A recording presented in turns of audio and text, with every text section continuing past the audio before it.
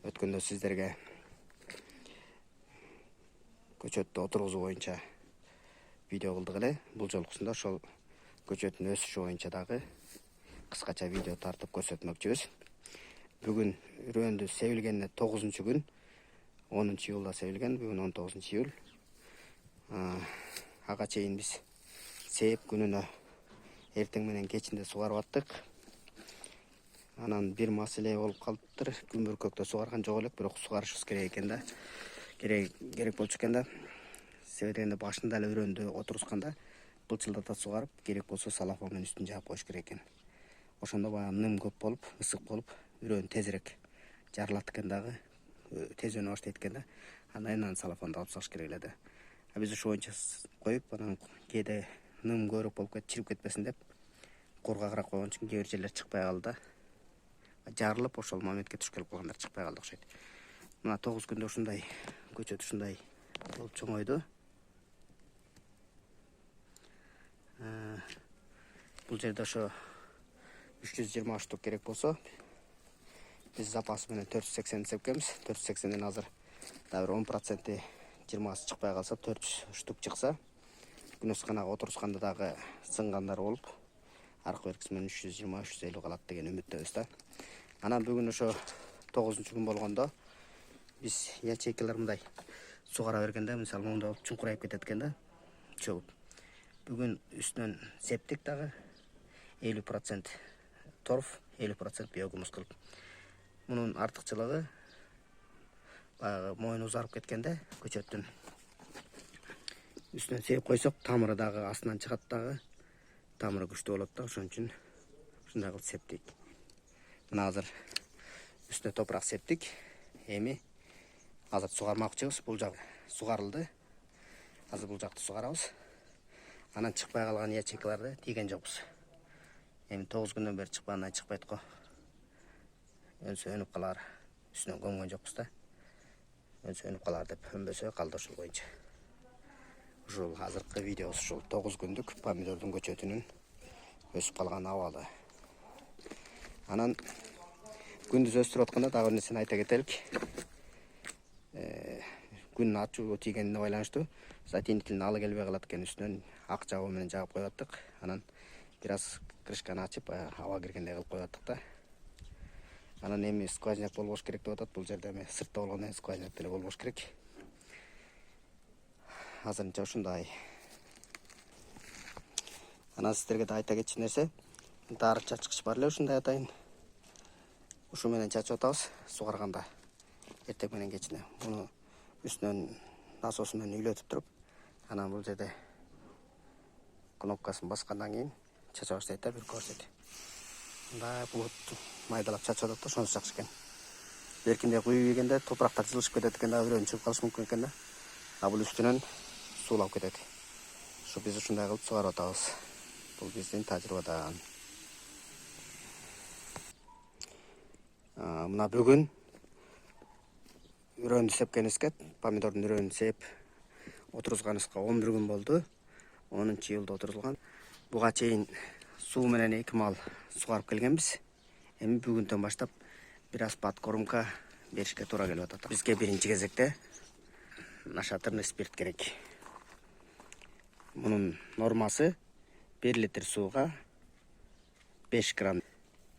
Ошондо биздики мунун сыйымдуулугу 5 литр чачыраткычтын.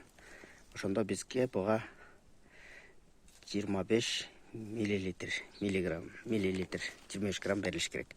Андан сырткары ушул эле сууга 5 литр сууга йоддон 1 грамм кошулуш керек. Азыр биз ошолорду кошобуз.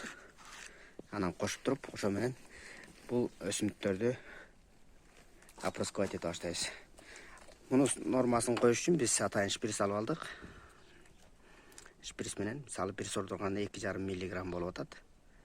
Нашатырный спирттен толтура кылган 2,5 миллилитр болуп атат. Ушундайдан 10ду куйсак 23 грамм болот. Мына биринчиси кетти. Шприц менен норманы коюш оңойрак болуп атат, ошон үчүн шприц алып алдык да.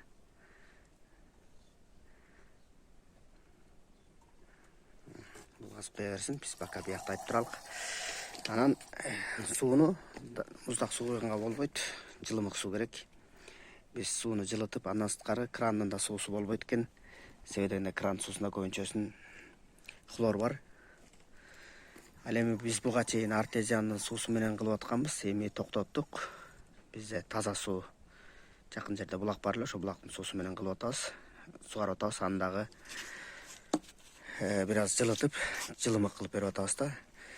Негизинен краниктин суусу болбойт деген себеби анда хлор бар. Хлорду кетириш үчүн аны атайын идишке куюп коюп, бир 4-5 саат тундуруш керек да. Тундуруп учкан учуп кетет, тунган тунат. Ошондон коюш керек да. Ал эми скважинадан түз куйганда ал биринчиден муздак болуп калат, экинчиден ал жерде да туздар көп да, артезиандыкы. Ошон үчүн баягы туздар көп болгондо ар кандай кесепети болушу мүмкүн да, ар кандай оор чыгышы мүмкүн. Ошон үчүн мүмкүн болушунча ичкен таза суудан кетирип атабыз, куюп атабыз. Ошол себептен сууну таза алып, анан сууга ушундай бүгүнкү күндөн баштап ушундай кылып туруп азыктандыра баштамакчыбыз. Бул жерде нашатырный спирттин курамында азот бар. Бул өсүмдүктөр үчүн азык зат катары кетиши керек. Ал эми йод болсо, бул дезинфекция катары.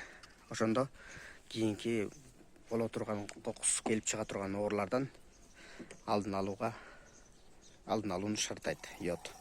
Ал эми нашатырный спирт азык зат катары кетет да. Мына азыр растворлорду куюп атабыз. Куюп бүткөндөн кийин чачыратып бүркүп сугарабыз. Мына бүгүн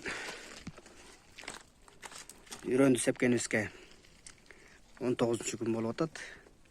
10-июлда отурусканбыз, үйрөндү сепкенбиз. Негизи 15-күндөн баштап кичине кошумча азыктандыра баштайлык деп ойлогонбуз. Бирок жер семирткич жок болгонуна байланыштуу кечигип калды да 17-күнү дары берип жер семирткич бере баштадык. Ал үчүн мындай 10 литр чакага бир аш кашык столовый ложка селитра салып, анан аябай аралаштырып туруп, андан кийин мындай эле кумган менен ар бирине куюп чыгып атабыз да. Ошондо өткөндө күн алыс куюп атабыз. 17-күнү куюлду эле, бүгүн 19-күнү куюлуп атат. Куюлгандан кийин мындай өскөнү тез болот экен да. Удобрение жакшы таасир берип атат. Бирок баягы селитраны нормасын көбөйтпөш керек, күйүп